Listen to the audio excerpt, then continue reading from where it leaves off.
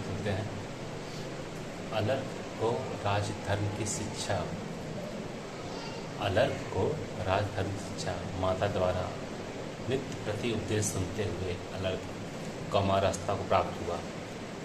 उसका उपनयन संस्कार हो गया।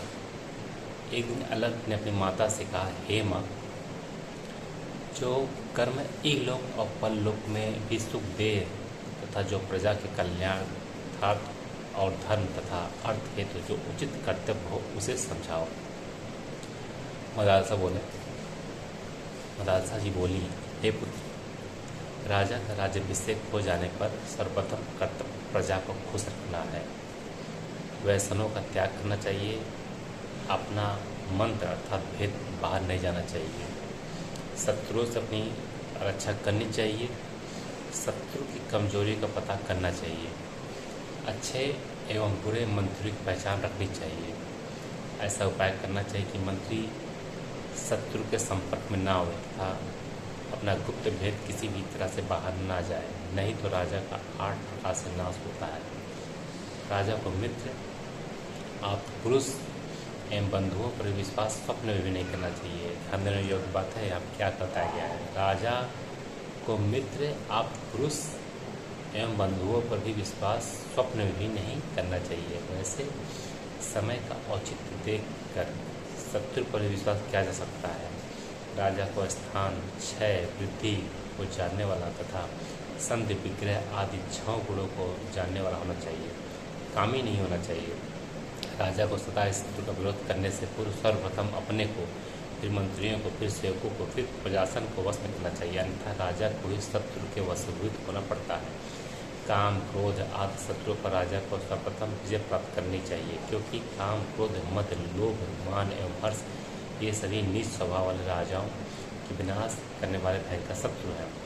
क्योंकि काम के वशीभूत होने के कारण पांडु को मृत्यु प्राप्त हुई। क्रोध के वशीभूत होने के कारण अनुलाद को पुत्र से हाथ धोना पड़ा। लोभ के कारण एल पुररवा का स्वर्ग वास हुआ। मद, अहंकार कारण वेन ब्राह्मणों के द्वारा नष्ट हुआ।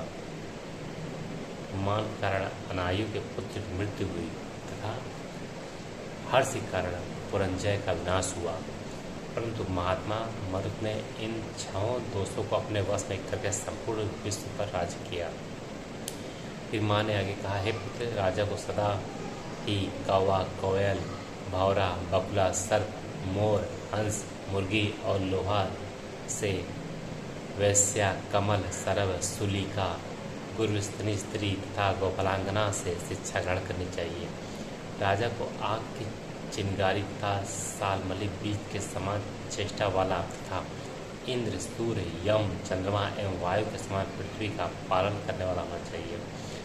जैसे इंद्र वर्ष में 4 माह वर्षा करके पृथ्वी को संतुष्ट करते हैं, उसी प्रकार राजा को भी दान आदि के द्वारा प्रजा को प्रसन्न रखना चाहिए। जिस प्रकार सूर्य वर्ष में 8 माह पृथ्वी से जल का शोषण करता है, उसी प्रकार राजा को प्रजा से थोड़ा थोड़ा ग्रहण करना चाहिए। जिस प्रकार यमराज समय आने पर मृत्यु के समय शत्रु एवं मित्र के साथ एक सा ही व्यवहार करते हैं, उसी प्रकार राजा को भी समदर्शी होना चाहिए। जिस प्रकार चंद्रमा से सभी प्राणी सुख शांति प्राप्त करते हैं, ठीक उसी प्रकार राजा को प्रजा के साथ ऐसा सद्व्यवहार करना चाहिए जिससे कि सभी प्रजा राजा के आचरण से प्रसन्नता अनुभव करे।